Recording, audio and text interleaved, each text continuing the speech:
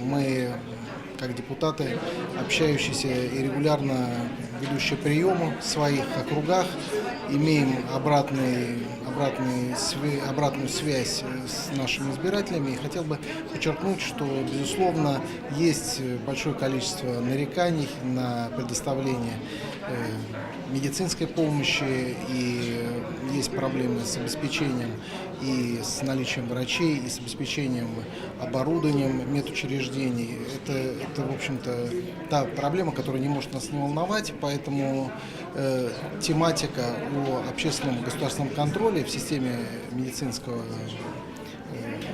обеспечения жителей Московской области, она очень актуальна, тем более, что сейчас в Московской областной думе рассматривается закон об государственном общественном контроле.